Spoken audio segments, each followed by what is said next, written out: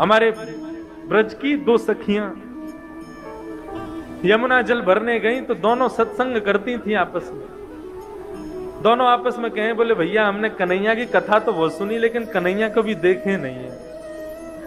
दूसरी बोली, अरे कन्हैया पता कहां रहे? बोले कहां रहे? वो संतन के पास रहे कन्हैया। अच्छा, बोले कहां पे? वो संतन के संग झोली रहे ना, वह झोली में बैठो रहे अंदर कन्हैया। अच्छा, कब मिलेगो हमें, कब दर्शन देगो झोली से निकल के?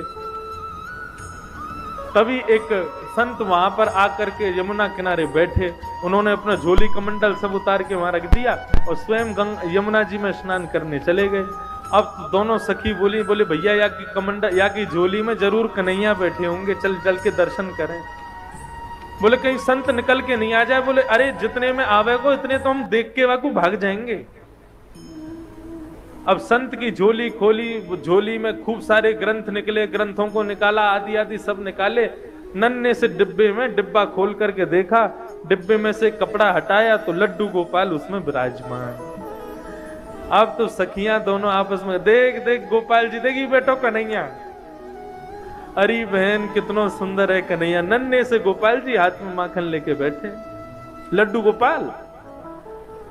बोले सुन सुन, डिब्बा में बैठे, जल्दी बाहर निकाल। अब जैसे ही बाहर निकाले तो दूसरी सखी बोली, देख कन्हैया डिब्बा में बैठे बैठे उनके हाथ पांव कैसे सिकुड़ गए हैं। अब लड्डू गोपाल के तो हाथ पांव ऐसे ही रहते हैं, लेकिन गोपी का भाव कैसा? बोले देख हाथ पांव डिब्बा में बैठने से सिकुड़ गए इनके।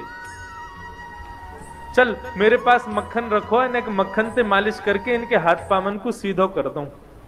अब तो मक्खन से जैसे ही मालिश करनी शुरू करी, करते करते करते करते लड्डू गोपाल भगवान खड़े हो गए, पैर भी सीधे हो गए, हाथ भी सीधे हो गए, कन्हैया खड़े हो गए।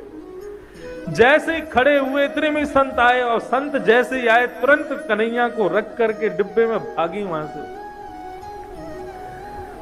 संत ने आकर के देखा तो लड्डू गोपाल, जो कि लड्डू गोपाल के रूप में थे, वो खड़े हो गए हैं।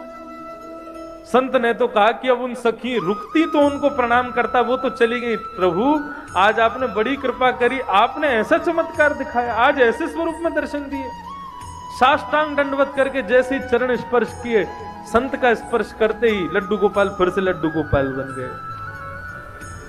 संत के नेत्रों से आंसू बहने लगे, 2-4 घंटे रोता ही रहा। बोले प्रभु उन सखियों को ये तक नहीं पता कि आपके भोग के लिए मंत्र क्या बोलना चाहिए, आपका स्पर्श कैसे करना चाहिए, आपका भोग कैसे लगाना चाहिए। ऐसे अबोध उन सखियों के भाव से आप सीधे हो गए, और मैं जिसने आपकी प्राप्ति के लिए घर छोड़ा, परिवार छोड़ा, सब कुछ छोड़ के सन्यासी बना, मेरे स्पर्श करते ही आप फिर से लड्डू गोपाल बन गए। क्यों? आपको मैं प्रिय नहीं? भगवान बोले अब तो बोलना ही पड़ेगा। तुरंत गोपाल जी बोलने लगे, बोले देखो हम आपके पास रहते हैं क्योंकि आप भाव से हमारी सेवा करते हो, लेकिन आप सदैव हमको मूर्ति मानते हो। उन सखियों ने हमको मूर्ति नहीं माना, इसलिए हम खड़े हो गए। ये मूर्ति भाव अपने हृदय से निकाल दो। हम सदैव आपसे भी बात करेंगे। भागवत में आदि ग्रंथों में कितनी जगह कहा गया है कि अपने घर में अविराजित अपने लड्डू गोपाल को कभी मूर्ति नहीं समझना चाहिए, वो साक्षात ठाकुर जी हैं।